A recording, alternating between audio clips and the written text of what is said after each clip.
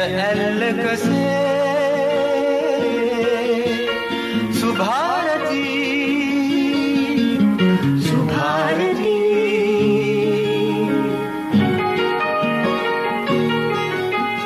දෙසවන සරසන වදනින සිතුවිලි උපදින හඬකින ඔබගේ නිවහන සොයා ඇදේ සුභාරතී සුභාරතී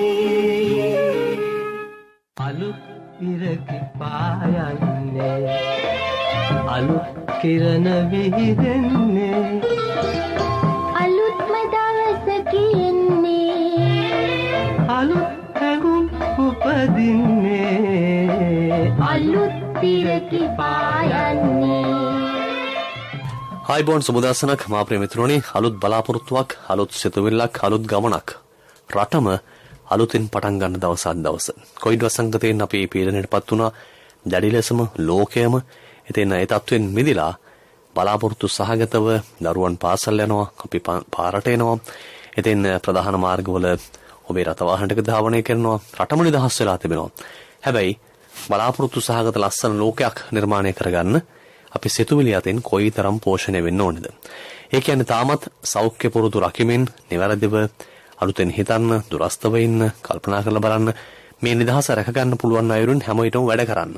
ඒ නිසා සුන්දර දවසක් සුබෝදෑසනක් කියලා ප්‍රාර්ථනා කරන ගමන්ම අද මුළු රටම අර පෙරපැවති තත්ත්වයටපත් වෙලා තිබෙනවා නිදහස් පරිසරයකට අපි යනවා. ඉතින් එවන් සුන්දර දවසක අපි කතා කරන්නේ සුභාර්ථී සංවාද මණ්ඩපයෙන් ඔබට වැදගත් මාතෘකාවක් එක්ක.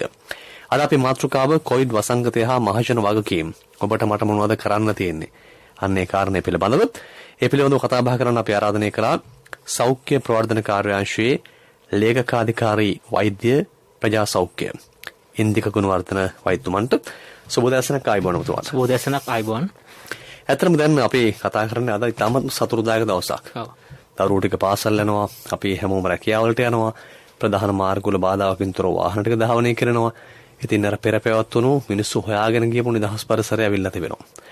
ඒ කෙසේ වුණත් අද වගේ දවසක් අපි වැඩි වශයෙන්ම කොහොමද අද දවස පිළිබඳව වගකීම් සහිතව වැඩ කරන්න පටන් ගන්න කියන සිතුවිල්ල මිනිස්සු අතරට ගෙනියන්නේ කොහොමද අපි?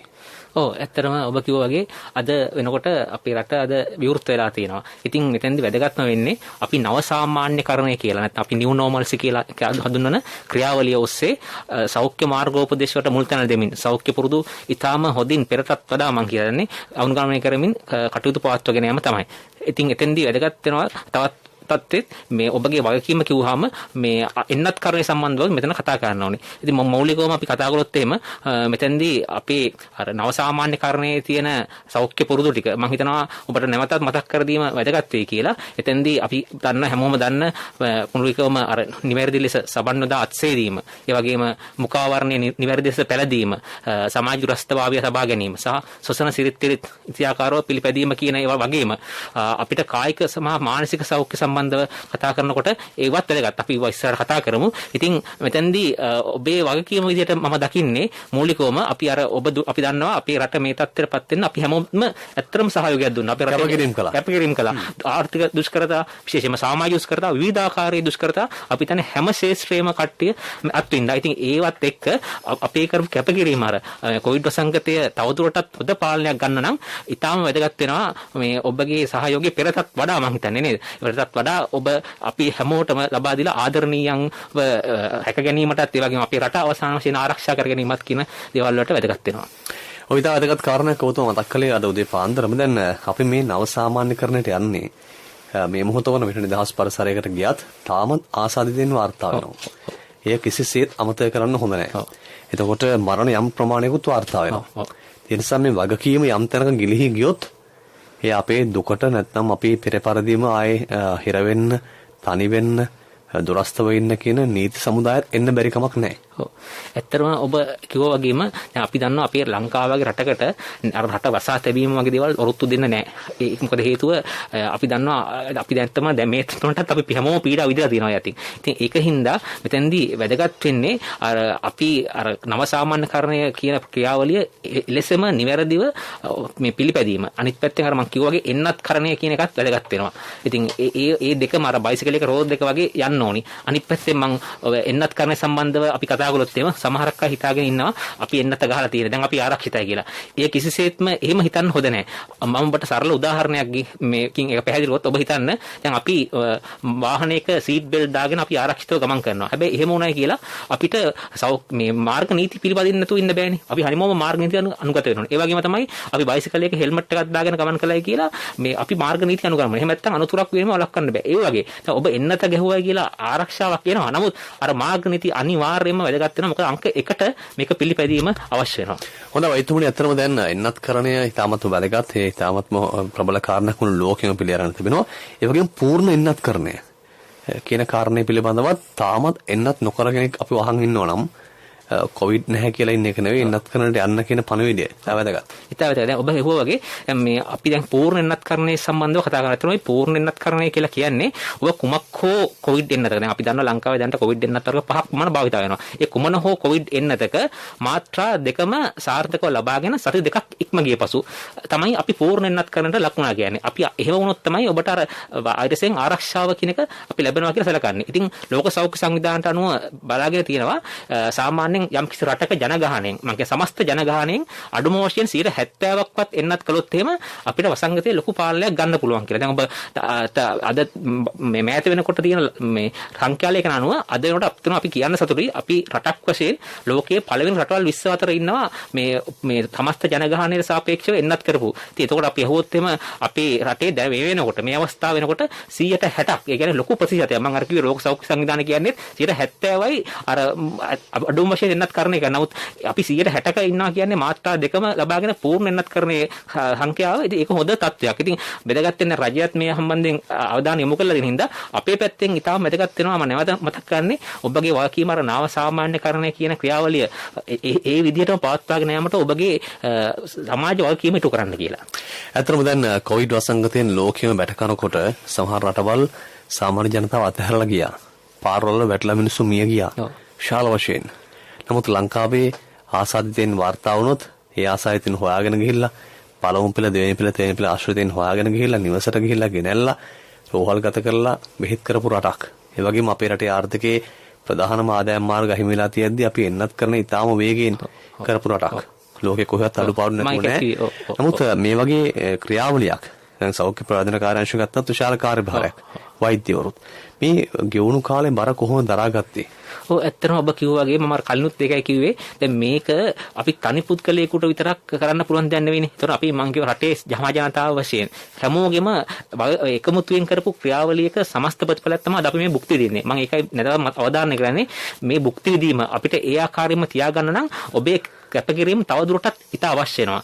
ඉතින් මෙතෙන්දී අර ඔබ කිව්වා වගේ ඔබට පේනවා ඇති දැන් සෞඛ්‍ය සේවකයන් විතරක් නෙවෙයි ඉදිරිපෙළ අනිකුත් කාර්ය මණ්ඩල විශේෂයෙන්ම ආරක්ෂකන්ද සමාජික පවා ඔබට පේනවා ඇති හැමෝම තම තමන්ගේ රාජකාරී උපරිමයෙන් ඉටු කළා. දැන් ඔබට අහලා ඇති වාර්තාව අනුව ඇත්තටම ආරක්ෂක සමාජිකයන්ගෙන්ම සෞඛ්‍ය සේවකයන්ගේ මේ ජීවිත පවා නැති වුණා. ඉතින් එහෙම වුණයි කියලා ඒගොල්ලෝ අතහැරියේ නෑ මේක. ඉතින් මේ ඔබේ වගකීම තියෙනවා. දැන් මේ මෙච්චර තත්ත්වයක් වෙලා කැපකිරීම කළත් ඉතින් ඒ වගේ අවස්ථාවක මේ තත්ත්වයටපත් වෙලා තියෙනවා. හැබැයි ඔබ කිසි විටක හිතන්න එපා අද වෙනකොටත් මම හිතන්නේ අදත් දවසට 500ක් රෝගීන් වාර්තා වෙනවා. ඒ වගේම මරණ 20කට ආසන්න ප්‍රමාණයක් වාර්තා වෙනවා. ඉතින් එහෙම තත්ත්වයක් තිබිලත් අපි අර තාම අපි ඔබ කිව්වා වගේ කලින් අපි අපේට ඕන විදිහට නිදහස් වෙන්න කියොත් එහෙම මේක අපි තවත් දුකකින් තමයි කෙලවර වෙන්නේ. ඉතින් ඒකින්ද අපේ හැමෝගෙම වගකීම තමයි අර අපේ මේ රාජ්‍ය නිලධාරීන් සහ රජය විසින් කරපු කැපකිරීම ඒ විදිහටම මල්පල ගන්නවන්න නම් කොවිඩ් වසංගතය ලෝකයෙන් තුරන්න එකක් අපිට අකමැත්තෙන් උනත් කරන්න දෙයක් නැහැ. ඒක නව සාමාන්‍යකරණ ක්‍රියාවලියට පත් වෙනවා. ඉතින් මෙතෙන්දි වැදගත් වෙන්නේ ඔබගේ චර්යාත්මක වෙනසක් ඇති කරගන්න ඕනේ මේ නව සාමාන්‍යකරණ. ඒ කියන්නේ ඔබ බල ගැන්වෙන්න ඕනි. මෙතන කවුරුවත් නීති දෙම්මයි කියලාවත් ඒක නෙවෙයි වෙන්න ඕනි. අර අප විසින්ම හිතාගෙන අර බල ගැන්වෙනවා කියන එක තමයි මෙතන වැදගත්ම සංකල්ප විදිහට ඔබට කියන්න ඕනේ පණිවිඩය. හොඳයි දැන් වෛද්‍යතුමනි කොවිඩ් තත්ත්වයෙන් පසුව විශේෂයෙන්ම කතා කරන මාතෘකාවක් තමයි මුළු ලෝකෙම සාමාන්‍ය මිනිසුන්ගේ මානසික සහ කායික සෞඛ්‍ය යහපැවැත්ම. ඒ ඉතාමත් වැදගත්. මොකද මනස නිරවුල් නැත්නම් දහමෙත් කියනවා තාමත් පොහොඳින් පැහැදිලි කරනවා නිරවුල් මනසක් නැතුව ඉස්සරහට යන්න බෑ. දැන් මෙන්න මේ තත්ත්වයන් ගැන කොහොමද අපි අවධානය යොමු කරන්නේ? ඔව් ඇත්තටම දැන් අපි හැමෝම අර අපි කලින් කිව්වා වගේ අර මූලිකවම අර ප්‍රධාන කියන සෞඛ්‍ය මාර්ග උපදේශයට අමතරව අර මම කලින් කිව්වා මේ කරුණ ගැන මේ ඊටාම වැදගත් වෙනවා හිත යොමු කිරීම. මේ අපි දන්නවා කායික සෞඛ්‍යයත් මානසික සෞඛ්‍යයත් මේ අපිට වෙන් කරන්න අමාරුයි. ඇත්තටම මේ දෙක හුඟක් වෙලාවට එකට බද්ධ වෙලා තියෙන්නේ. අපි බැලුවොත් එimhe කායික සෞඛ්‍ය වර්ධනය කරන ක්‍රියාකාරකම් අනිත් පැත්තේ මානසික සෞඛ්‍ය වර්ධනය වෙනවා. ඒ වගේම මානසික සෞඛ්‍ය වර්ධනයට කරන්න පුළුවන් අපිට කරන ක්‍රියාකාරකම් කායික සෞඛ්‍ය වර්ධනයට හේතු වෙනවා. ඉතින් මෙතෙන්දී මම මතක් කරන්න කැමතියි අපිට කරන්න පුළුවන් සරල දේවල් ඒ වගේම අපි එච්චර අවධානයක් නොදෙන දේවල්. සරල බැලුවොත් එimhe අපේ කායික සෞඛ්‍ය වර්ධනය කිරීමට අපිට පුළුවන් සමබල ආහාර වේලක්, පෝෂ්‍යදායී ආහාර වේලක් ගන්න. ඒ වගේම එළවලු පරතුරු වැඩිපුර ආහාරට එකතු කරන්න.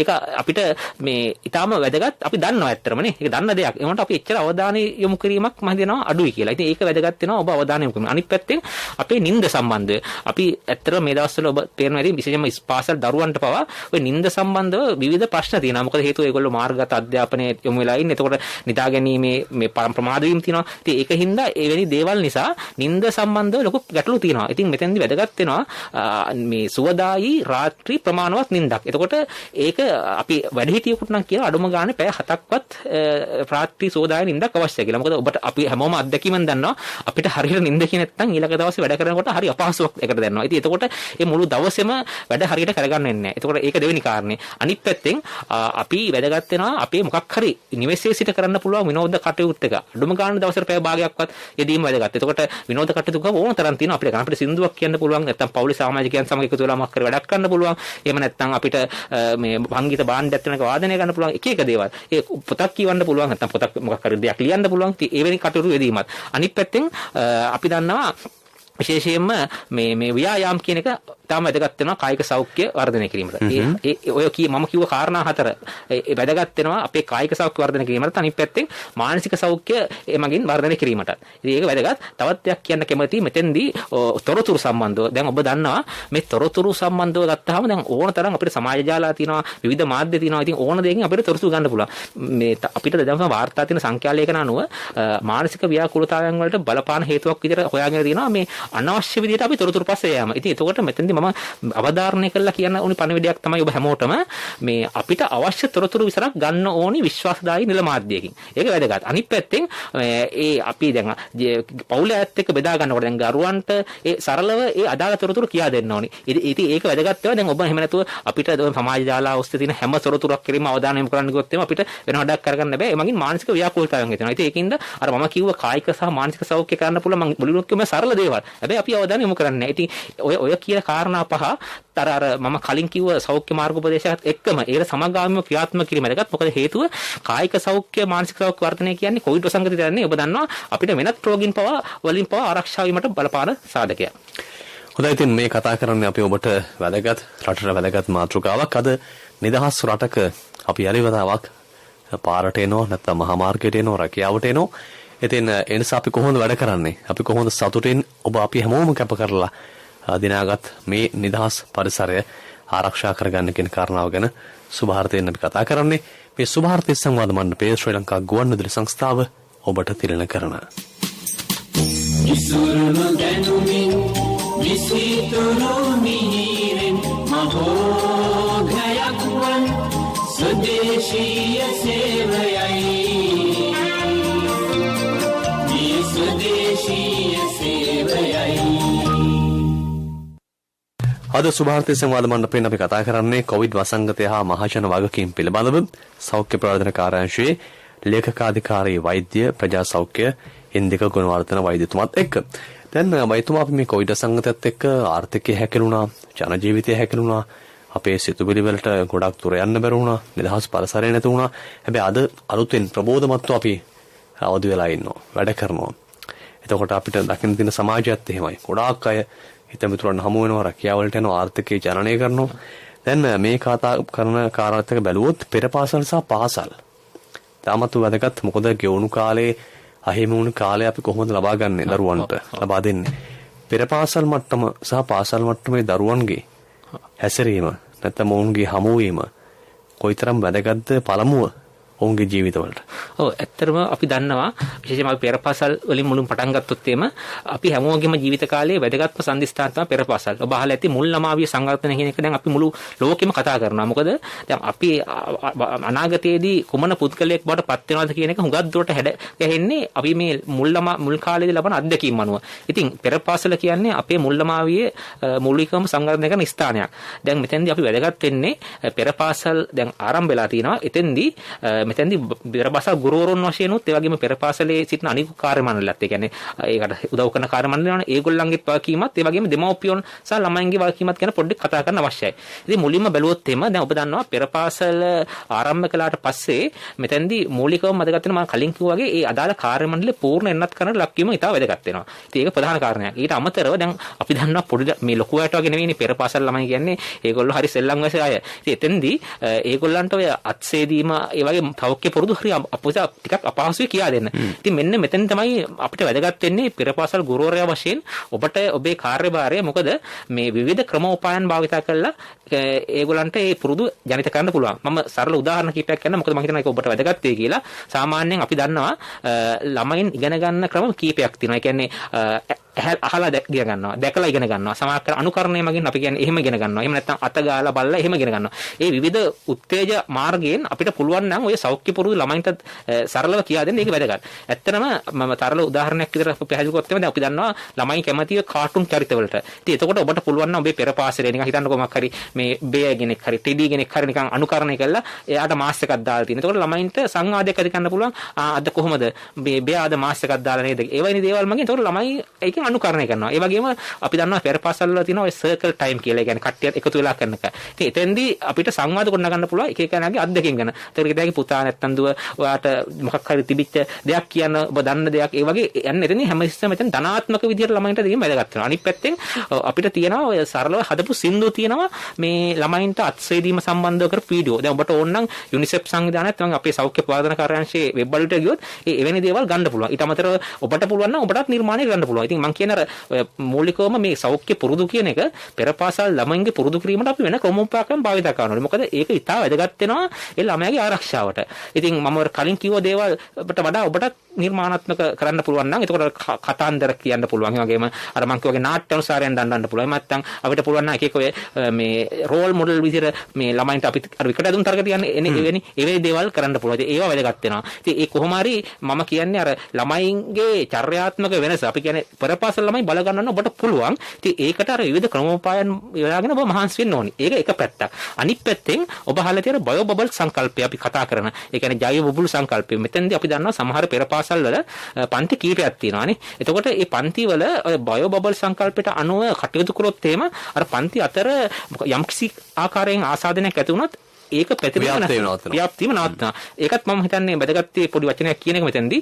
එතෙන්දී අපි බලුවොත් මේ බයෝ බබල් සංකල්පෙදී මූලිකවම හිතන්න ඔබේ පෙරපාසලේ පන්ති 4ක් තියෙනවා කියලා 4ක් හෝ 3ක් තියෙනවා කියලා. එතෙන්දී මේකේ වැදගත්කම තමයි අපි සාමාන්‍ය පෙරපාසල හුඟක් අද 8:00ට පටන් ගන්න. එහෙම නැතුව ආරම්භ කරන වෙලාවල් විනාඩි 10ක් හෝ 15ක් පරක්කු වෙලාවල් පන්ති අතර පටන් ගන්න. හිතන්න මුල් පන්තිය පටන් ගන්න 8ට නම් ඊළඟ පන්ති 8යි 10ට පටන් ගත්තා. ඊට පස්සේ ඊළඟ පන්ති 8යි කාලට. ඒ වගේම අර විවේක දෙන කාලෙත් ඒ වගේ වෙනස් කරත හැකියි. 9:00ට විවේකයක් දෙනවා. එක පන්තික 9:00ට තව පන්තික 9:20ට අන්න ඒ වගේ එහෙම දෙන්න පුළුවන්. මගේ අවසාන වෙන කාලෙත් ඒ වගේ වෙනස් කරන්න පුළුවන්. අපි 11:00ට අරනවා නම් 11:00ටම එක පන්තිය 11:20ට අරින්න පුළුවන්. එතකොට අර ළමයි අතර හමුවීම අඩු වෙනවා. අනිත් පැත්තෙන් අර කිසිම ආකාරයක අර එක පන්තියේ ගුරුවරු අනිත් පන්තියේ ගුරුවරුන්ට එක්ක සම්බන්ධ වෙන්න බෑ. ඒගොල්ලන්ගේ පන්තියට සීමා වෙනවා. අනිත් පැත්තෙන් අර ළමයිනුත් එහෙමයි. එතකොට ඒ සංකල්පය හැකිනම් ක්‍රියාත්මක කරන එකත් ඉතාල වැදගත් වෙනවා. ඒක අංක දෙවෙනි කාරණේ. අර මම කලින් කිව්වා වගේ මේ සෞඛ්‍ය මාර්ග උපදේශ ළමයින්ට සරලව කියන අමතර අනිත් පැත්තෙන් දැන් දෙමව්පියන්ගේ කාර්යභාරය තමයි අපි දන්නවා. දෙමව්පියනොත් අපි දන්නවා මේ කැමැත්තෙන් එවනවත් පෙරපාසල්. ඉතින් එතෙන්දී දෙමව්පියෝ විසිර වගකීමක් තියෙනවා. යම් කිසි දෙයකින් තමුන්ගේ දරුවට හිතන්න මාහරි රෝග ලක්ෂණ තියෙනවා නම් ඉතින් ඒක වෛද්‍ය උපදෙස් අරගෙන ඒක කොවිඩ් තත්ත්වයක් නෙවෙයි කියලා තහවුරු කරාට පස්සේ පෙරපාසල් යවන්නේ. බැරි වෙලා හරි එහෙම තත්ත්වයක් තියෙනවා නම් ඒ පෙරපාසල් නොවා ඒ දැනුවත් කිරීම වැදගත්. අනිත් පැත්තෙන් ඔය අපි හිතමු පෙරපාසල් ළමයිගේ නිවසේ කෙනෙක් රෝගී වෙන්න පුළුවන්. එවැනි අවස්ථාවක වුණත් අපිට වැදගත් වෙනවා මේ ඒ කියන්නේ එහෙම තියෙනවා නම් ළමයා පෙරපාසල් නොයවා ඉන්න අදාළ රෝගී ඉවර මේක වෙනකන්. ඒ කියන්නේ ලක්ෂණයක් තියෙනවා නම් ඒ පිළිබඳව සොයා බලන්න ඒකට අවංක වෙන්න. අන්න ඒක මම කියන්නේ අවංක වෙන්න. අතරට ගෙනාවොත් මේක මම ඒක මුලින්ම කිව්වා අපේ සමාජ වගකීම අපි හැමදෙනාටම තියෙනවා. ඒ කියන්නේ අපි ආදරණීයව රැක ගන්නත් ඕනි. අපි හටත් රැක ගන්න ඕනි මේ දෙකම වෙන්න ඕනි. එතකොට මෙතෙන්දී ඔබේ දෙමව්පිය වගකීම තමයි මූලිකවම පෙරපාසල එවන්න ඕනි ළමයාව. නමුත් අවංකව වෙලා තමුන්ට ළමයාට රෝග ලක්ෂණ තියෙනවා. ඒතකොට ඒක ළමයාට පිටකත් නේ ළමයාගේ අසනීපයක් තියෙනවා. ඒක වෛද්‍ය උපදෙස් ලබාගෙන ඒට නිසි ප්‍රතිකාර දෙන්න ඕනි. අනිත් පැත්තෙන් ගෙදර පවුලේ සමාජිකයෙක්ට යම් කිසි ප්‍රශ්නයක් තියෙනවා නම් ඒක යනොත් වෛද්‍ය උපදෙස් ලබාගෙන තමයි ක්‍රියා කරන්න අවශ්‍ය වෙන්නේ. දැන් අර වෙනදා අපි දකින්න පෙරපාසල් ගුරුවරයෙක් එක්කෙනෙක් හෝ සහාය පාලිකාවත් එක්ක දෙන්නෙක් තමයි සියල්ල කරන්නේ. දැන් දෙමව්පියන්ට පුළුවන් නිරෝගී දෙමව්පියන් කීප දෙනෙක්ට මේ සහයෝගය දෙන්න. දරුවන් ඇතුළට ගේන්න පිටතට ගන්න නේද? ඔව් ඇත්තටම මේක තමයි මම කියවර අර අපි හැමදේම කියවර අර සෞඛ්‍ය මාර්ගෝපදේශ මුල් තැන දෙමින් ඒවා කරන්න පුළුවන්. ඒතකොට ළමයි ඒවට හුරු වුණොත් එහෙම ඇත්තටම ළමයි හිතලම කරනවා.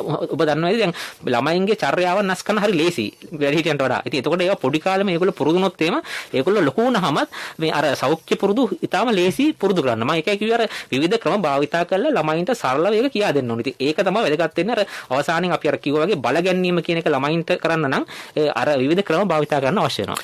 හොඳයි වෛද්‍යතුමනි දැන් පෙරපාසල් වගේම පාසල් අධ්‍යාපනය ආරම්භ කරනවා. ගෙවුණු කාලේ අපට අහිමි වෙච්ච බොහෝ දේවල් ඉක්මනට ලබා ගන්නත් අවශ්‍යයි. මොකද පාසල් දවසක් හරි නැති වෙනවා කියන්නේ අනාගතය පිළිබඳ එන ප්‍රශ්නාර්ථය වැඩි වෙනවා. ඒ නිසා පාසල් අධ්‍යාපනය තුළ මේ තත්ත්වයේ කොහොමද ගුරුවරුන් දෙමව්පියන් දරුවන් අතර තියෙන වගකීම පවත්වා ගන්නෙ? ඔව් ඇත්තටම මේ අපි දැන් හැමෝම කතා කරන දෙයක් අවධානය යොමු කරන දෙයක් පාසල් පටන් ගැනීම කියන එක. තාම මම හිතන්නේ සියලුම පාසල් මේ කියන්නේ හැම ශ්‍රේණියම පටන් ගන්නන්නේ නැහැ. මම හිතන්නේ නොවැම්බර් 8 වගේ වෙනකොට තමයි ඉහළ ශ්‍රේණිය පටන් ගන්නවා කියලා ආරංචි තියෙන්නේ. ඉතින් කොහොම වුණත් දැන්ට තියෙන පාසල් පටන් ගන්න තියෙන පාසල් වල ප්‍රාථමික අංශ වුණත් ඉතින් එතෙන්දී අපි එක එක්කෙනාගේ වගකීම එතෙන්දී පොඩ්ඩක් කතා කරොත් මේ කියන්නේ ගුරුවරුන් වශයෙන්, දෙමව්පියන් වශයෙන් සහ ඊළඟ දරුවන් වශයෙන් ඒගොල්ලන්ට කරන්න පුළුවන් දේවල්. අපි මුලින්ම දෙමව්පියන්ගෙන් අපි කතා කරොත් එහෙම දෙමව්පියන්ගේ වගකීමක් ඒ වගේ යුතුයකමක් තියෙනවා. තමුන්ගේ දරුවාට ඔය සෞඛ්‍ය පුරුදු ගෙවල් වල පුරුදු කිරීම. දැන් අපි දන්නා හුඟක් වෙලාවට ළමයි මාස් දෙන්නේ නැහැ නේ හුඟක් වෙලාවට. ළමයි හිටියේ ගෙවල් වල. එතකොට මාස් එක නිවැරදිව භාවිතා කරන හැටි. ඒ වගේම අත සෝදන හැටි. එවැනි දේවල් කියා දෙන්න අවශ්‍යයි. ඇත්තටම අපි අර මේ තප්පර 20ක් පමණ කොහොමද නිවැරදිව අත හොදන්නේ මොනවාද කරන්න ඕනි දේවල් ඒවා ඉතාල වැදගත් ගෙදරට ගියා යන. අනිත් දේ තමයි මේ අපිට ඉස්සරහට සමහරක් කර අත්දකින්න පුළුවන් වෙයි. අපි දන්නවා දැන් ළමයි සෙල්ලම් වයසේන විශේෂයෙන් ප්‍රාථමික අංශ ළමයි ඒගොල්ලෝ අපි දන්නවා දැන් පොඩි දෙයක් වුණත් සෙල්ලම් කරනවා. දැන් මාස් එක කියන එක සෙල්ලම් බඩුවක් නෙවෙයි. දැන් ඔබ හිතන්න යම් කිසි විදිහකට දැන් මාස් එක අපි දන්නවා ගලවන්න වෙන අවස්ථා තියෙනවානේ. දැන් කෑම කන්න ගලවන්න ඕනි. මොනවා හරි දාඩිය දැම්මොත් පොඩ්ඩක් ගලව ගන්න අවශ්‍යයි මේ මාරු කරගන්න. ඉතින් එවැනි අවස්ථාවලදී මේ මාස් එක ගැලෙව්වොත් ඒක මේ ආරක්ෂිතව දාන්න මොනවා හරි කවරයක් වගේ දෙයක් තියෙනවා තා වැදගත් වෙනවා. ඉතින් ඒක දෙමව්පියෝ අවධානය යොමු කරන අනිත් පැත්තෙන් අර මම කිව්වා වගේ ළමයින්ට කියා දෙන්න ඕනේ මේක පුතා සෙල්ලම් බඩුවක් නෙවෙයි. මේක ඉතින් වගකීමෙන් කොහොමද භාවිතා කරන්න කියන මොකද ඒක කියා දෙන්න පුළුවන්. මේ ප්‍රාථමික අංශ ළමයි කියන්නේ අපි සිද්ධාත් තේරෙනවා. ඉතින් ඒකත් වැදගත්. අනිත් පැත්තෙන් දෙමව්පියන්ට තවත් යුතුයකමක් තියෙනවා වගකීමක් තියෙනවා. දරුවන්ට අවශ්‍ය දේවල් තියෙනවා. ඒ කියන්නේ කෑම පෙට්ටිය, ඒ වගේම වතුර ඒවා තම තැනම දෙන්න. දැන් අපි දන්නවා අපි හැමෝම කැමති එකිනෙකා සමග ෂෙයා කරන් ගන්න. නමුත් දැන් මේක එකට අවස්ථාවක් නෙවෙයි. ඉතින් බැරි වෙලා හරි මේ එහෙමනේ දෙයක් අවුරුද්දේ මේක ලොකුවට වසංගතයක් යන්න පුළුවන් හින්දා අපි හැමෝම අපිට අවශ්‍ය දේවල් නිමසින් හැකි පමණ ගේන්න ඕනේ. කියන්නේ අපි කෑම එක ගේන්න ඕනේ, වතුර බෝතලේ වගේ වෙනත් පාසල් උපකරණ. කියන්නේ පෑන, පැන්සල, අඩි කූඩ පවා වෙනදා අපි දන්නවා අපි මාරු කර ගන්නවා. නමුත් මේක මම හිතනවා ඒකට වෙලාවක් නෙවෙයි, අවස්ථාවක් නෙවෙයි හින්දා අපි හැමෝම වගකීමක් යුතුයකමක් කියලා සලකලා අපිට අවශ්‍ය දේවල් මේ ගෙනත් ගන්න දෙමව්පියෝ විසින් ඔබේ යුතුයකම ඉටු කරා කියලා. අනිත් පැත්තෙන් දැන් දරුවා පාසල් යන ලෑස්ති වුණාම ඇත්තටම අපි දන්නා එක මාස එකක් විතරක් ප්‍රමාණවත් වෙන්නේ නැහැ. මාස අඩුම ගානේ 3ක්වත් මොකක් හරි දරුවගේ බෑග් එකේ තියෙනවා. ඒ වගේම තමයි දරුවාට අත පිරිසුදු කර ගැනීමට අවශ්‍ය මොනවා හරි විෂබීජකාරක දියර මම හිතනවා ඉතාල වැදගත්. මෙතෙන්දී අර දවසට අවශ්‍ය ප්‍රමාණය පමණක් දරුවාට දීම වැදගත්. මොකද අනවශ්‍ය විදිහට නාස්ති අරම අවම කිරීමට මොකද දන්නවා දරුවෝට ඒක නිවැරදි ලෙස කියා දෙන්න කියන්නේ මම ඒකයි. එතකොට මොනවා හරි වාජන මේ බෝතලයක් හරි මොකක් හරි දෙයක දවසට අවශ්‍ය ප්‍රමාණය දාලා අර මාස් එක 3ක්වත් දරුවාගේ බෑග් එකේ තියලා මේ පාසල් එකේම වැදගත්. මෙතෙන්දී අනිත් වැදගත්ම අභියෝගය එන්නේ පාසල් යවන්නේ කොහොමද කියන එක. ඒ කියන්නේ ප්‍රවාහනයේදී. ඉතින් මෙතෙන්දී අපිට කියන්න පුළුවන් වැදගත් දෙයක් තමයි ඔබට හැකියාවක් තියෙනවා නම්, ඒ කියන්නේ ඔබේ පෞද්ගලික වාහනයක් හරි කුමක් තියෙනවා නම් ලවුරුවව එමගින් පාසල් ගෙනියාම හොඳයි. නමුත් අපි දන්නවා අපි හැමෝටම එහෙම කරන්න බෑනේ. එතකොට වෙන සුසු ප්‍රවාහන මාධ්‍යයක් තෝරගන්න වෙනවා. ඉතින් එතකොට පාසල් යන රට හරි නැත්නම් මගී ප්‍රවාහන බස් රථයක් හරි තමයි යන්නේ. ඉතින් එතෙන්දී ඒ කොහොමද ප්‍රවාහන මාධ්‍යද ගියත් අර දරුවට කියා දෙන්න ඕනි මාස් එක නිවැරදිව පළදින්න ඕනි. ඒ වගේම වාහනින් බැස්සට පස්සේ අත කොහොමද නිවැරදිව සෝදන දේවල් කියා දෙන්න ඕනි. ඒ වගේම ඉස්කෝලේ ගියාට පස්සේ කොහොමද ගේට්ටුවෙන් ඇතුළු වෙන රට හොදලා යන්නේ. ඒ සියලු දේවල් දරුවත් එක්ක මේවා මම කියන්නේ මේ අර දරුවන් නීති දානවා වගේ නෙමෙයි අර ඊටාම සාකච්ඡා මට්ටමේ සංවාද මට්ටමේ දරුවාගේ සහයෝගයත් ඇතුව ඒ කියන්නේ දරුවාව බලගැනීමේ වගකීමක් දෙමව්පියන්ට තියෙනවා.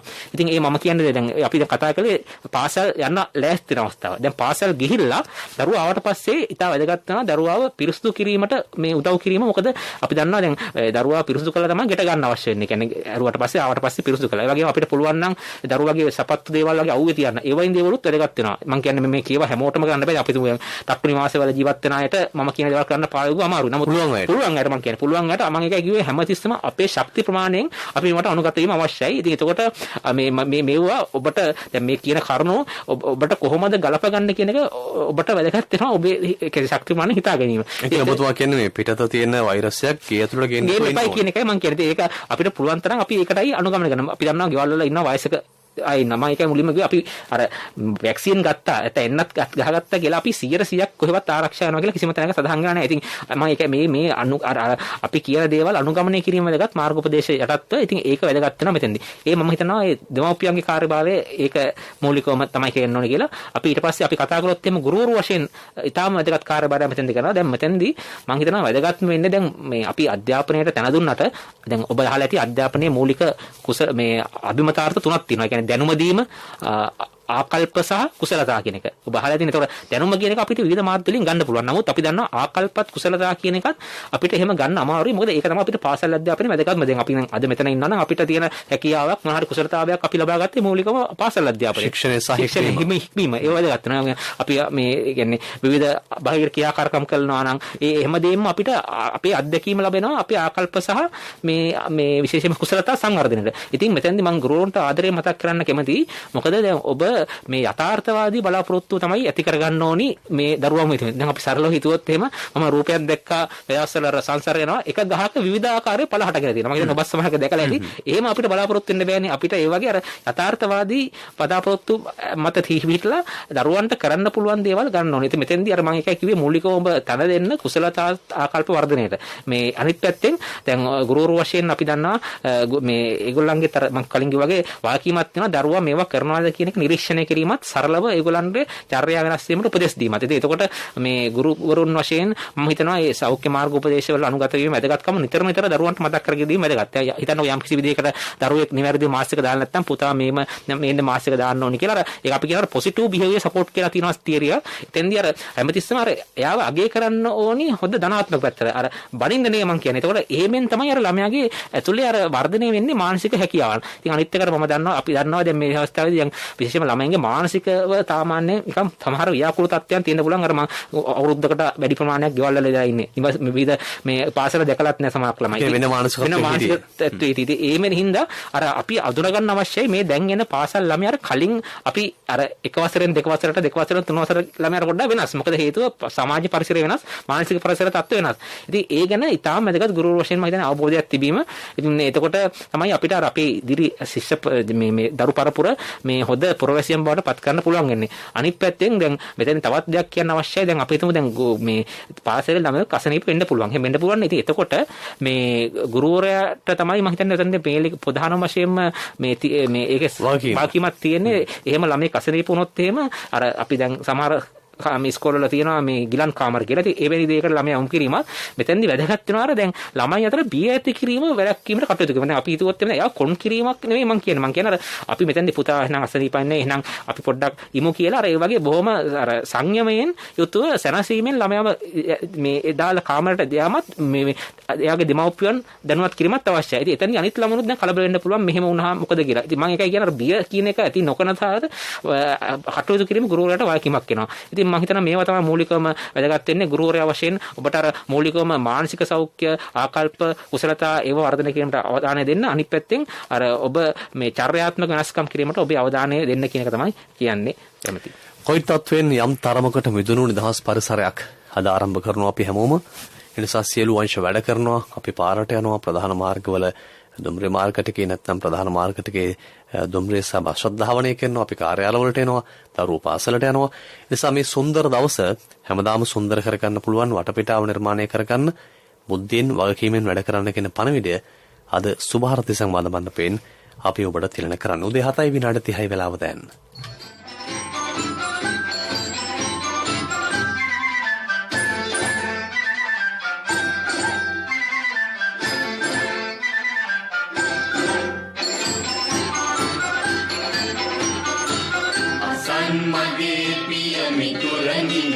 බස සැකක් නොවේ කිසි බියක් නොවේමයි කරලන්නට අභිනව දේශය මහෝගයක්සේ එක්සත් වෙනු මැන මහෝගයක්සේ එක්සත් වෙනු මැන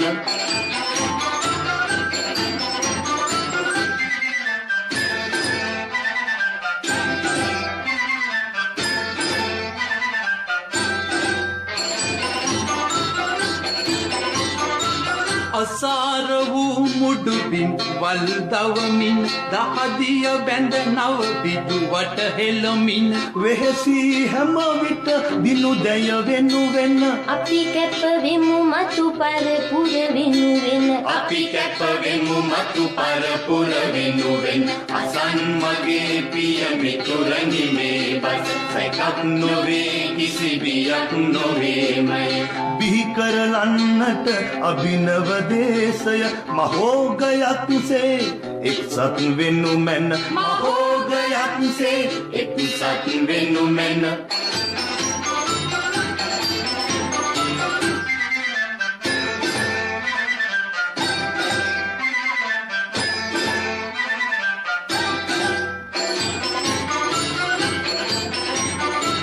වාද බේද තව කුමටද කිව මැන ඔබේම රට ඔබ ජාතිය වෙනුවෙන් ඉටු විය යුතු මෙහෙවර ගැන හිතමින් එනු පිය මිතුරනි පෙරමුණ ගනු මැන එනු පිය මිතුරනි පෙරමුණ ගනු මැන අසන් මගේ පිය මිතුරනි මේ බස සැකක් නොවේ කිසි බියක් නොවේමයි බිහි කරලන්නට අභිනව දේශය මහෝගයක්සේ එක්සත් වෙනු මැන මහෝගයක්සේ එක්සත් වෙනු මැන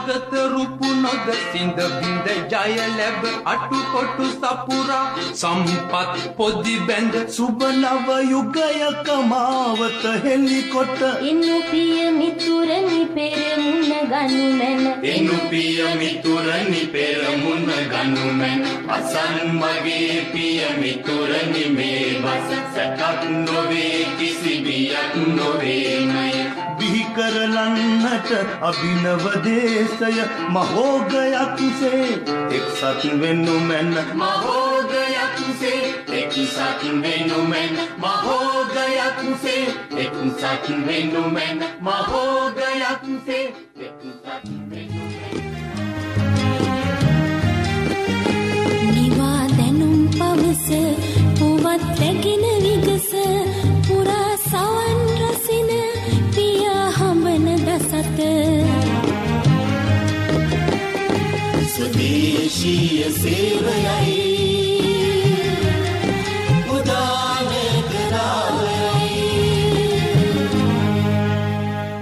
හොඳයි සුභාරතේ සංවාද මණ්ඩපයෙන් අපි අද කතා බහ කරන්නේ නිදහස් අරුණලු තිබෙන ජයග්‍රාහී සුන්දර දවසක් අද දවස අර පැවතුණු සීමා සියල්ල ඉවත් කරලා කොවිඩ් වසංගතයෙන් බිඳවැටුණු ආර්ථිකය සහ ජන ජීවිතයේ නව පණකින් ආරම්භන දවසක් අද. ඉතින් එහෙම කියලා සියල්ල මාතයලා නෑ දැන් මුකුත් උන්නේ මාස්ක් එක ඕනෙත් නෑ අපිට වැඩක් නෑ අපි රංචු ගහිලා පාරට ගිහිලා නීති කඩන් යන්න එපා.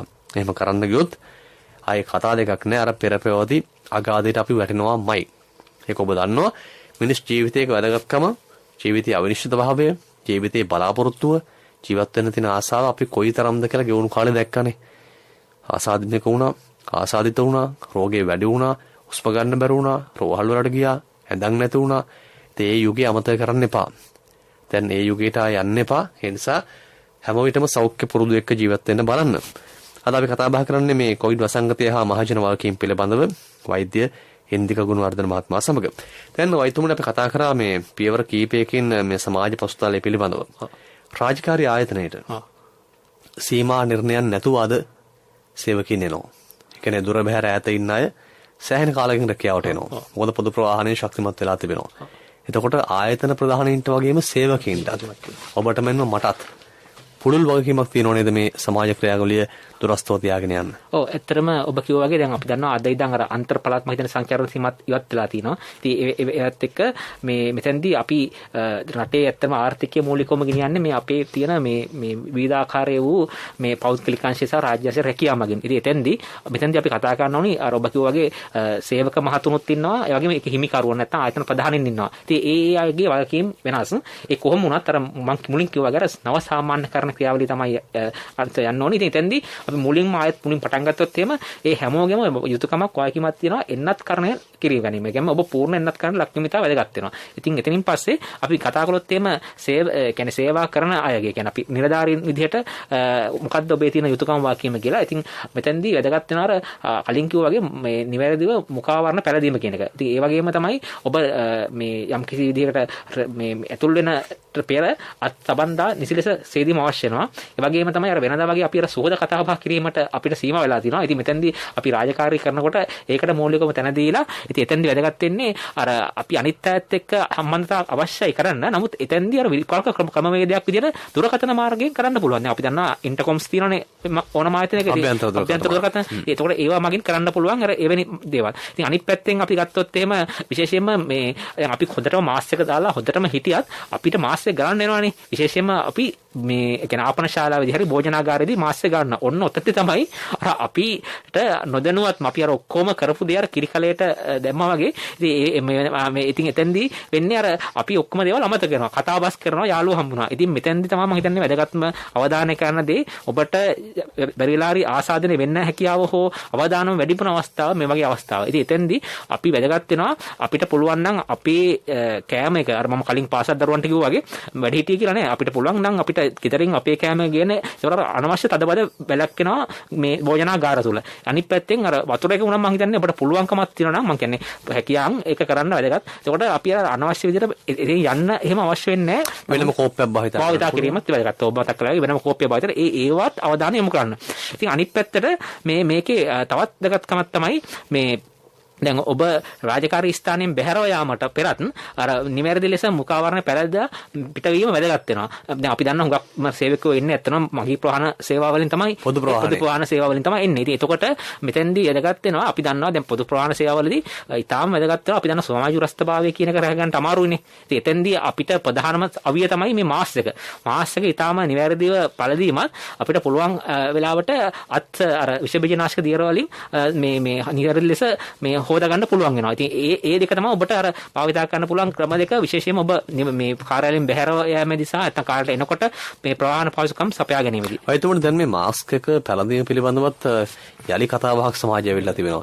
සමහරව මේ මාස්ක් දෙකක් පළඳිනවා. ඒතකොට ඒ දෙකෙන් කොයි එකද උඩට ගන්න කියන කාරණේ තියෙනවා. මම කැමති පොඩ්ඩක් උදේ පාන්දර ඉතා වැදගත් ඒ කාරණේ ගැන කිව්වොත්. නෑ ඇත්තටම ඒක ඉතා වැදගත් කාරණයක්. දැන් මාස්ක් ගැන ඔබට මතක ඇති විවිධ ආකාරයේ කතිකාවත් ගොඩනැගලා තියෙනවා. ඉතින් දැන් මුලින්ම සරලව කතා කළොත් මාස්ක් වර්ග අපිට තියෙනවා රෙදි මාස්ක් තියෙනවා. ඒ වගේම KN95 කියලා ටිකක් මිල වැඩි මාස්ක් තියෙනවා. ඒ වගේම සර්ජිකල් මාස්ක් කියන જાතිය අපිට සාමාන්‍ය මාස්ක් තියෙනවා. ඉතින් ඔය ප්‍රධාන මාස්ක් වර්ග ওই තුන තමයි. මෙතෙන්දි වැදගත් වෙන්නේ මේ මාස්ක් එක මොකක්ද කියන එකට වඩා මම වැදගත්ම අවධානය කරන්න කැමති කාරණා මාස් එක නිවැරදිව පැළඳීම. දැන් අපි දන්නවා සමහරවිට අපි එක එකනාගේ ආර්ථික තත්ත්වය අනුව අපි හැමෝටම KN95 හැමදාම ගන්න අමාරුයි. නමුත් අපිට පුළුවන් රෙදි මාස් එකක් හරි මහා ගන්න. මම ඒකයි කියන්නේ අර මේ වැදගත් වෙන්නේ මාස් එක නිවැරදිව පැළඳීම. මම හිතන්නකෝ ඔබ KN95 මාස් එකක් පැළඳුවා කියලා ඔබ නිවැරදිව පැළඳින්න නැත්නම් ඇත්තටම රෙදි මාස් එක නිවැරදිව පැළඳින පුද්ගලයා තරම්වත් ඔබ ආරක්ෂා වෙන්නේ නැහැ. ඉතින් එතෙන්දී අර මාස් දෙකක් දානවාද කියන එකට වඩා වැදගත්ම දේ අවධානය ගන්නුනේ දාන එක මාස් එක පවා නිවැරදිව පැළඳීම. ඉතින් අනිත් පැත්තට දැන් ඔබ කිව්වා වගේ අර විවිධාකාරයට මාස් දාන්න පුළුවන්. නමුත් මම හිතනවා මෙතෙන්දී අපි ප්‍රමුඛතාවය දෙන්න අවශ්‍ය වෙන්නේ අර මාස් එක නිවැරදිව පැළඳීම කියන කාරණට තමයි වැදගත් වෙන්නේ. අනිත් පැත්තෙන් අපි ගියොත් එහෙම මේ මාස් එක අර පැළඳීමට අමතරව අර මේ අපිට දාඩිය දාලා නැත්නම් අපිට අපහසුතාවයක් තියෙනවා නම් මාස් එක මාරු කිරීම වැදගත්. මොකද හේතුව දැන් හිතන්නකෝ දැන් දාඩිය දාගෙන තියෙද්දී එකම මාස් එක දාගෙන තිබීමයි කියලා ඒකෙනුත් අර අපිට වෙන ප්‍රශ්න ඇති වෙන්න පුළුවන් හුස්වන අපහසුතාව. ඉතින් එතෙන්දී ඒකයි මම අර කලිනුත් කිව්වේ අර දරුවන්ට වගේ මාස් එක ඔබට අපහසුවක් තියෙනවා නම් ගලලා මාරු කර ගැනීම අවශ්‍යයි. ඒක දාඩියෙන් තෙත් වෙලා හරි මොනවා හරි තියෙනවා. ඉතින් එතකොට අනිත් වැදගත් කාරණා මාස් එක ගැලවීම සම්බන්ධව. මාස් එක ගලවනකොට උනත් අර මාස් එකේ පටි දෙකෙන් අල්ලලා මේ අල්ලලා අයින් කරලා තමයි ගලවන්න ඕනේ. ඉතින් ඔන්න ඔය කාරණා තමයි මම හිතන්නේ මාස් එක සම්බන්ධව වැදගත් වෙන කාරණා.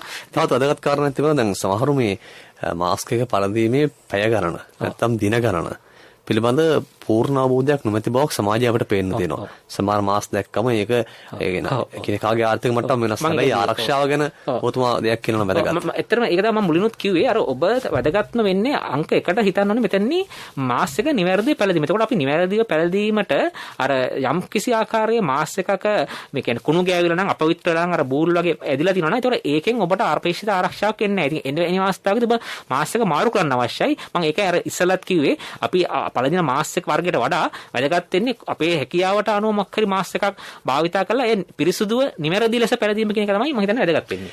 0112 68 11 ඔබට පුළුවන් කතා කරන්න වැදගත් ඔබට දැනෙන මාතෘකාවක් එක්ක කතා බහ කරන්න.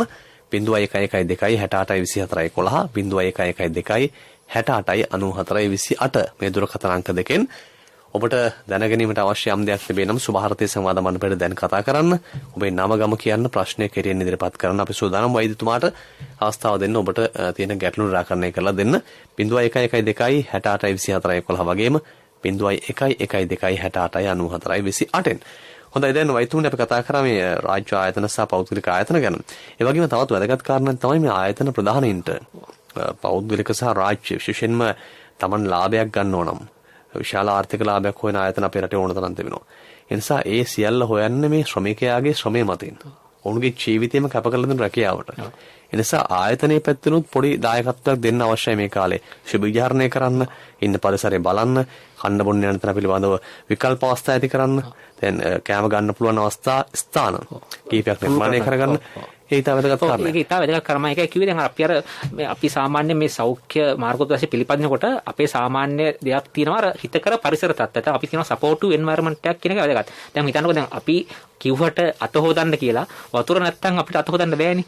ඒකයි. ඒකට මම ඒක කියන්නේ හිතකර පරිසර තත්ත්ව ගැන වතුර සැපයීම වැදගත්. ඒකට ආයතන ප්‍රධානන්ගේ මම හිතනවා ප්‍රධාන වගකීමක් වෙනවා. ආයතන ප්‍රධානන්ගේ වෙන්නම ඒ කියන්නේ පෞද්ගලික අංශ හිමිකරුවන්ගේ මූලිකවම තමුන්ගේ ආයතනයේ තියෙන මේ කියන්නේ අඛණ්ඩ ජල සැපයීම ඒ වගේම මේ සබන් වගේ මේ ඒ වගේ දේවල් සැපීම. ඉතින් ඒක ප්‍රධාන වැදගත්කමක් ලක්වනවා. අර හිතකර පරිසරයක් පමුණවා ගැනීම ඔබගේ සේවකයන්ට මේ ඒ අදාළ සෞඛ්‍ය මාර්ගෝපදේශ අනුගත වීමට. අනිත් පැත්තෙන් එවැනි එකක් හපයන්න අමාරු නම් අඩුම ගානේ අර විෂ බීජ දියර පව අපිට සපයන්න පුළුවන් යම් කිසි අවස්ථාවක. මෙතෙන්දී මම හිතනවා මේ වැදගත් දෙයක් කියන්න අවශ්‍යයි. අපි කිසි අවස්ථාවක හිතන්න හොඳ නැහැ අර මේ අත්සේදීමට විකල්පයක් හැමතිස්සෙම විෂ බීජ නාශක දියර වලින් ලැබෙන කියලා. ඒ කියන්නේ අපිට මේ අත්සේදීම අවශ්‍ය වෙන අවස්ථා තියෙනවා. හිතන්න අපි කෑම කන්න පෙර අනිවාර්යයෙන්ම සබන් දාලා අත් සෝදන්න ඕනේ. ඒතකොට අපි කවුරුවත් විෂ බීජ නාශක දියර වලින් හොදලා කෑම කන්නේ නැහනේ. ඒක ඉතාල වැදගත්. ඒ වගේම අපි වැසිකිලි ගියාට පස්සේ ඒ වගේ ආහන වුණොත් එම අතේ අපවිත්‍රනොත් එම එතෙන්දී වැදගත්ම වෙනවා මේ අත් සබන්දාසේදී. මොකද ඒක තමයි අංක 1ට දැනගන්න ඕනේ.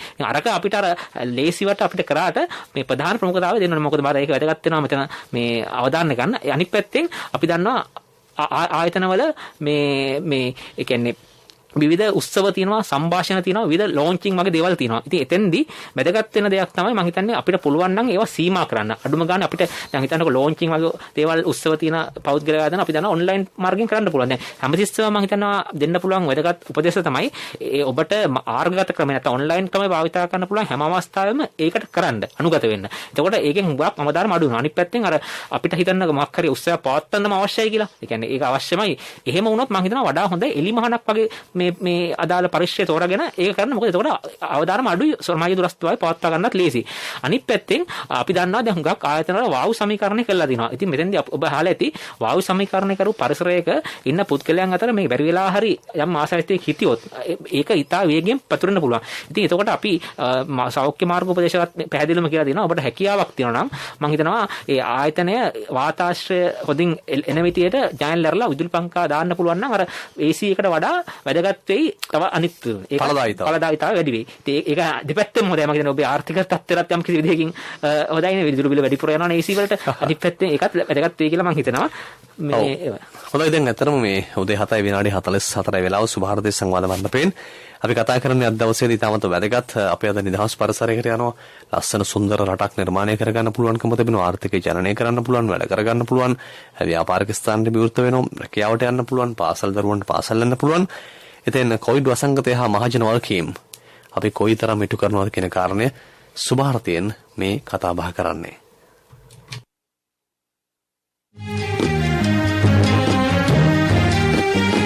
නිවා දැනුම් පවස පුවත් රැගෙන විගස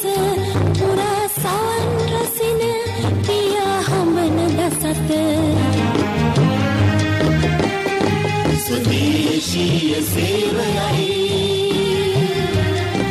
උදානේ කරාවයි සුභාර්ථ සංවාද මණ්ඩපයෙන් අපි කතා කරන්නේ ලේකකාධිකාරී වෛද්‍ය ප්‍රජා සෞඛ්‍ය ප්‍රවර්ධන කාර්යාංශයේ හින්දික ගුණවර්ධන මහත්මයා සමග. වෛද්‍යතුමනි දැන් අපි කතා කරපු ගොඩක් කාරණා බැලුවොත් එහෙම සාමාන්‍ය ප්‍රායෝගික ලෝකයේ අපි මේ කතා කරන ලොකු වචන නෙවෙයි අපිට දැනෙන හැඟෙන ස්වභාවය. පොදු ප්‍රවාහන සේවය. දැන් අද උදේ මේ වෙනකොටත් ගොඩක් අය දැන් අපිට මැසේජස් එවනවා, කෝල් කරනවා, දන්නවා, අහගෙන ඉන්නවා. ගොඩක් අය අහගෙන වාහන වල එන්නේ. එතෙන් පොදු ප්‍රවාහන සේවයට පිවිසෙන මගියා මගේ කියන්නේ අපිම හැසිරෙන්න ඕන ආකාරයත් පොදු ප්‍රවාහන සේවයේ අයිතිකරුවන් හිමිකරුවන් වගේම රියදුරු කොන්දොස්තර මහත්තයාත් අනුගමනය කළ යුතු කාර්යයන් තියෙනවා. ඔව් ඇත්තටම ඒක ඉතාම වැදගත් ප්‍රශ්නයක්. අපි දන්නවා අපේ රටේ පොදු ප්‍රවාහනය ගත්තාම මූලිකවම මගී ප්‍රවාහන බස් රථ කියන්නේ පෞද්ගලික ක්ෂේත්‍රය ශ්‍රී ලංකා ගමනාගමන මණ්ඩලයෙන් තමයි මූලිකවම කියන්නේ. ඊට අමතරව දැන් කෝච්චිත් මම හිතන්නේ ආරම්භ වෙලා තියෙනවා. ඊට අමතරව සමහර කට්ටිය මේ කාර්යාලී ප්‍රවාහන මේ මාර්ගය ගන්නවා. ඒතකොට ඒකත් ඇත්තටම පොදු ප්‍රවාහන ආකාරයෙන් ගත්තොත් අනිත් පැත්තෙන් පිරෝධ සහ කුලි රථ ඔන්න ඔය ආකාර තමයි අපේ පොදු ප්‍රවාහන තියෙන්නේ. ඉතින් මෙතෙන්දී මම හිතනවා මේ රියදුරු මහතුන්ගෙත් කොන්දොස්තර මහතුන්ගෙත් වාක්‍යම තමයි මම අර මුලිනුත් කියවා වගේ පූර්ණ වෙනත් කරන්න ලක්වීම අවශ්‍ය වෙනවා. අනිත් පැත්තෙන් අර නිවැරදි ලෙස මාස් එක නිවැරදිව දැමීම වගේ අර අනිත් මාර්ග උපදේශ හරියාකාරව පිළිපැදීම අවශ්‍ය වෙනවා. ඒ වගේම තමයි දැන් අපි මෙතන මේව ගමන් කරන්නේ ඔබ කිව්වා වගේ අපිමනේ ගමන් කරන්නේ මහ ජනතාව වශයෙන්. එතකොට මේ අපේ වගකීම තමයි දැන් ඒ පුළුවන් තරම් අර මේ අපිට සමාජ විරස්තව ඇත්තටම ප්‍රායෝගිකව අමාරුයි පොදු ප්‍රවාහනේ පවත්වා ගන්න. ඒක පිළිගන්න ඕනේ. ඉතින් එතෙන්දී අපිට ඒක කරන්න බැරි නම් අපිට කරන්න පුළුවන් ඊටාම අනිත් දේවල් ඊටාම තීව්‍රව කරන්න වැදගත් වෙනවා. ඉහළින් කරන්න ඕනේ. ඒතර මාස් එක නිවැරදිවම පළදින්න ඕනේ. මම කලින් කිව්වා වගේ නිවැරදි ක්‍රමයට පළදින්න ඕනේ. ඒ වගේම මේ අපිට මොකක් හරි පුෂ්ඨ අත ගෑවෙනවා. ඉතින් එවැනි අවස්ථාවක අපිට හැකියාවක් තිබුණොත් අපිට පුළුවන් අර අපි ගාව තියෙන විෂ බීජනාශක දියරය භාවිතා කරලා මේ පිරිසුදු කරගන්න. එවැනි දේවල් තමයි අපිට මෙතනදී කරන්න වෙන්නේ. සහ ශ්වසන සස්තතා අපි කිව්ව සිරිතේ යම් කිසි විදිහකින් අපිට මේ පුරුදු කරන්න පුළුවන් ඒ වගේ අවස්ථාවකදී.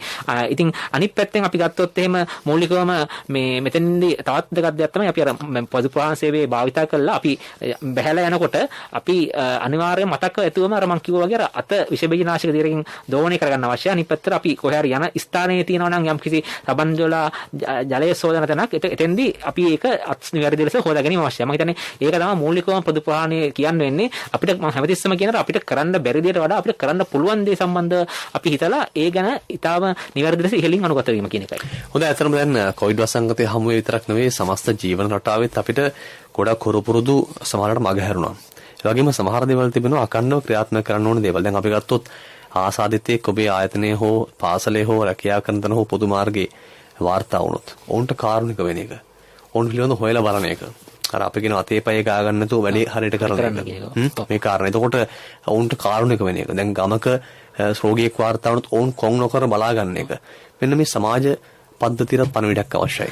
ඔව් ඇත්තටම අවසානයේ අපි හිතන්න ඕනි මේ රටේ අපි හැමෝම පුරවැසියෝ. එතකොට මෙතෙන්දී දැන් අපේම යාළුවෝ මිත්‍රාදීන් තමයි මේ අසනීප වෙන්නේ. එතකොට මෙතෙන්දී වැදගත් වෙනවා අර ඔබ කිව්වා වගේ සමාජ අපකීර්තියටපත් කිරීමත් කොන් කිරීමත් කියන එක නවත්තන්න. මොකද හේතුව දැන් අපිත් කවදා හරි මේ හොගකට ලක් වෙන්න පුළුවන් කියන අවධානයෙන් ඉන්නවා. මම ඒකයි කියන්නේ අපි හැමෝටම අවධානමත් වෙනවා. ලෝකේ කිසිම රටක් කොහෙවත් කියලා නැහැ කොවිඩ් රෝගය නිදහස් රටක් කියලා. පැත්තක්. ඉතින් එතෙන්දී අපිට වැදගත්ම හිතේ තියාගන්න ඕනේ තමයි දැන් අපිට යම් කිසි දවසක මේ දාත් වුණොත් එහෙම අපි කොහොමද ක්‍රියා කරන්න කියන එක වැදගත් වෙනවා. ඉතින් එතෙන්දී මම හිතනවා අපි හැමෝගෙම වාක්‍යම අපි දන්න අපේ රටේ හැමෝම කොළගුණ දන්න රටක් මේක.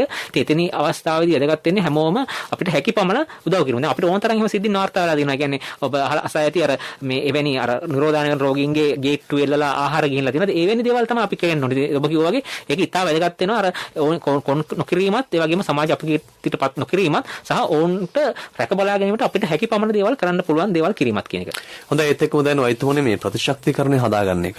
අපි කියනවා මේ විකෘති කෑම නෙවෙයි ඔබට සරලන සමබල ආහාර වේලක් ඒ වගේම ප්‍රතිශක්තියට ගන්න පුළුවන් දේවල් ටිකක් අපි කිව්වොත් හරියට. ඒක ඊටාම වැදගත් ප්‍රශ්නයක්. මම හිතන්නේ ඔබ දැකලා ඇති මේ අවස්වල අර විවිධාකාර සමාජ මාධ්‍ය ජාල ඔස්සේ විවිධ දේවල් සම්බන්ධව තොරතුරු සංසරණ. මම ඒකයි ඔබට කරුණුත් කිව්වේ. ඔබට අවශ්‍ය තොරතුරු විතරයි මෙතෙන් අවශ්‍ය වෙන්නේ.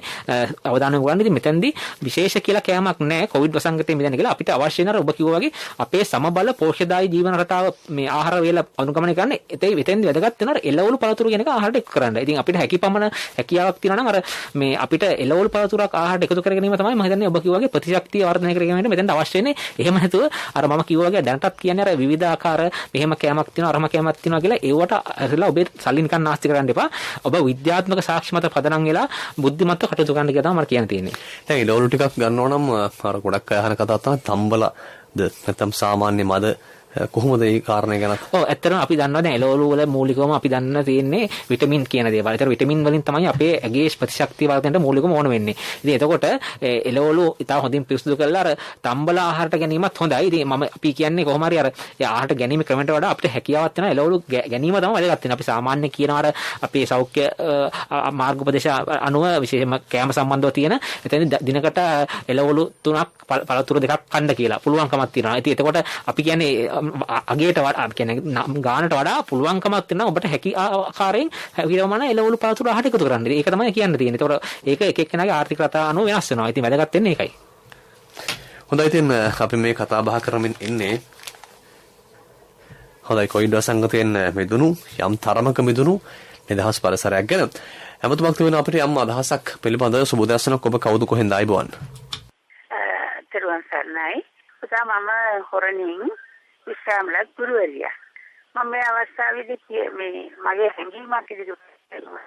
ඒක දෙයක් නිසා අධ්‍යාත්මික පැත්තෙන් හිතලත් අපි පොඩ්ඩක් මේ ආනාපාන සති භාවනාව වගේ පොඩ්ඩක් හුස්ම ඉහළ පහළ ගැනීම ගැන භාවනාව කියන වචනේ නොකිය දරුවන්ට ඉදිරිපත් කරන්න පුළුවන් නම් පාසලේදී විනාඩි 5කට 10කටවත් ඒක හැම පැත්තටම බලපං. බොහොම ස්තුතියි අවස්ථාවක්. හොඳයි ඉතින් ඇත්තටම අපේ විදුහල්පතිවරු ගුරුවරු ජ්‍යෙෂ්ඨයෝ එතකොට ඔවුන්ගේ අදහස් හරි වටිනවා අපිට. ඔව් ඇත්තටම එතුමිය කිව්ව අදහස ඉතාල වැදගත්. මම ඒකයි මුලින්මුත් කිව්වේ ඔබට අර ගුරුවරු වශයෙන් එතුමියත් ගුරුවරයෙක් වනේ. එතකොට වැදගත් වෙන්නේ අර මානසික සෞඛ්‍ය කායික සෞඛ්‍ය වර්ධනය කිරීම ඉතාල වැදගත් වෙනවා. දැන් එතුමිය කිව්ව දේ මේ ලෝක සෞඛ්‍ය සංවිධානයේ පවා මේ පිළියරන් තියනවා අපේ මානසික සෞඛ්‍ය දියුණු කර ගැනීමට අර අපි කියනවා රිලැක්සේෂන් මෙතඩ් කියලා කියන්නේ ඉහිල්ීමේ අභ්‍යාසය. එතකොට ඇත්තටම එතුමිය කිව්වා නම නොකියුවට අපි ආනාපානසති භාවනාව ගැන අපි සරලව හුස්ම හිමින් ඉහළ ගන්නවා ඊට පස්සේ හිමින් සැරේ පහත හෙලනවා. ඒක තමයි රිලැක්සේෂන් මෙතඩ්. ඒක ලෝකේ මම එකයි කියවර සෞඛ්‍ය සංවිධානයේ පවා පිළියරන් තියනවා ඒක මෙතඩ් එකක් කියලා. නමුත් දැන් අපි දැන් අපේ ආගමේ තියෙනවා ආනාපානසති කිව්වට ඒගොල්ලෝ පවා ඒක පිළියරන් තියනවා. එතුමිය කිව්ව අදහස ඉතාල වැදගත්. අර ඒක සරලව කරන්න පුළුවන් අභ්‍යාසයක්. ඇත්තටම අර තප්පර 5ක් වගේ කාලයක් ඇතුළත ළමයින්ට අපිට නැගිටලා අපි ආයිබෝන් කියනවා වගේ ඔබට හිමින් සැරේ හුස්ම ඉහළ ගන්න හිමින් සැරේ හුස්ම පහත ගන්න ටිකක් තියාගෙන අන්න ඒක ඉතාල වැදගත්. ඇත්තටම එතුමියගේ අදහස ඉතාලම විසුද්ධිවන්ත වෙනවා. අවසන් විනාඩි කීපයකට අපි අවිල්ලා තිබෙන අද දවසේ අපේ සුභාරතේ සංවාද මණ්ඩපේ නිමා කරන්න. අවසන් මොහොතේත් අපි ඔබට කියන්න ඕනේ මේ ප්‍රබෝධමත් දවසක්, ඒ වගේම අරුත්බර දවසක්, හැමෝගෙම ප්‍රාර්ථනාව නිටුවන දවසක්. මොකද හැමෝම බලන් හිටියා පළාත් සීමාවන් නිමත් කරලා කොහොමද අපි නිදහස් රටකට යන්නේ කියලා. හැබැයි එහෙම අපිට ලැබුණු රට රැකගන්න සමාජමය වගකීම කොයිතරම් වැදගත්ද? ඔව් ඇත්තටම මම දැනට නැවතත් අවධාරණය කරන්න ඕනි.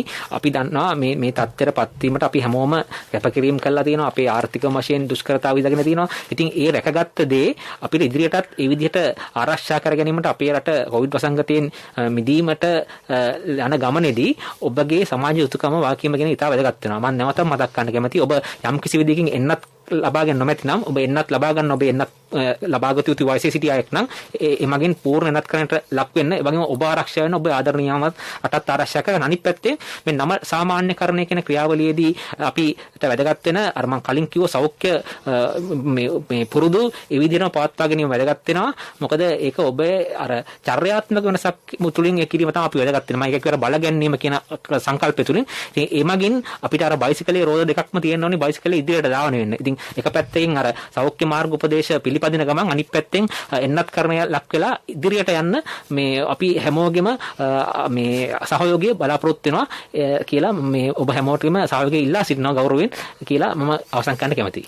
හොඳයි ඉතා වැදගත් දවසක ඔබතුමාගේ කාලය ශ්‍රමය කැප කරමින් ශිෂ්‍යන්ව සෞඛ්‍ය ප්‍රවර්ධන කාර්යාංශය අපේ රටේ විශාල මෙහෙවරක් කරන සෞඛ්‍ය අංශ සියල්ලම ඉතින් අද සුභාරතේ සංවාද මණ්ඩපයට සහභාගී වුණේ අපේ ආරාධනය පිළිගෙන සෞඛ්‍ය ප්‍රවර්ධන කාර්යාංශයේ ලේකකාධිකාරී වෛද්‍ය ප්‍රජා සෞඛ්‍ය හෙන්දික ගුණවර්ධන මහත්මයා බොහොම ස්තුතියි මේ සහභාගීත්වය වෙනුවෙන්. බොහොම ස්තුතියි. අද සුභාරතේ සංවාද මණ්ඩපයේ ඔබට ගෙනීම සඳහා තාක්ෂණික සහාය සම්පත් කුමාර සමගින් ප්‍රභා වීරසූරියන්, සුභාරතේ නිෂ්පාදනය සහ සම්බන්ධීකරණය උමන්දා කුමාරි මහගෙදර, මම සංජය මදුසංක මුතුමුනි. ජයග්‍රාහී ආරක්ෂිත සුබ දවසක් ඔබ සැමට.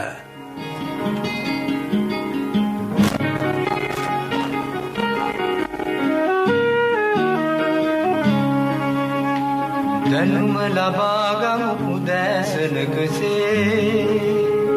සිතැඟි වඩාලමු දිය ඇල්ලකසේ සුභාරතී සුභාරතී